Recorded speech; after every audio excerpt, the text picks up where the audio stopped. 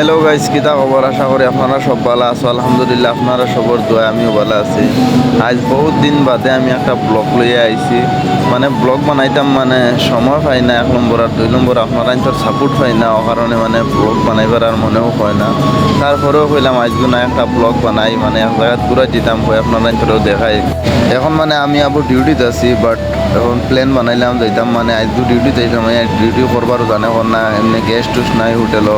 কইলাম তে যাই গিয়ে আমি আর আমার লগর একটা বাদে আমার লগর একটা আজকে ছুটি আসলো, কইলাম তে আর যাই কি, মানে দেখতে পারটা হোটেলও একটা মানুষ নাই। আর মানে বোম্বাই মেঘর সিজন চলে, মেঘর সিজন অত একটা মানে কাস্টমার আইন না, ও কারণে মানে মালিকেও খুঁজে বলছে যে ছুটি লইতা লইলাও। তাই আমি কইলাম আমি এক চান্সে চান্সে একটু ছুটি লইলাই, লই আর ঘুরে যাই গিয়ে লগর একটা রোজ ছুটি আছে। আর আমি বারোই আইছি, বারোই আবার টাইম মানে বহুত মেঘ দিছে, মেঘর কারণে আমি কোনো ভিডিও করতে পারছি না। এখন স্টেশন আইছি, স্টেশনে ভিডিও করি। আর বর্তমান মানে আমি লোকাল ট্রেনে উঠে গেছি। লোকাল ট্রেনে ওঠার বাদে মানে একটা জিনিস ভাল লাগে, ওদের বুড়া বেটি নক্কা বুড়া বেটাই নক্কা তারা দরজার মুঠি দুবাইন। মানে আমরা হিতালাই দরজার মুঠি দুবাইতে বহুত ডর করে, তারা লোকাল মানুষ না নেপালে তারা মনে ডর পায় নাই। হুরুতেই বড় হয়েছিল তারা লোকাল ট্রেনে দরজার মুঠি দুবাইয়া। বাদে আমার লগরেগুর মানে তারা কিতা পূজা চলে, সেই কিতা টিকাউকা লাগাই আর তো।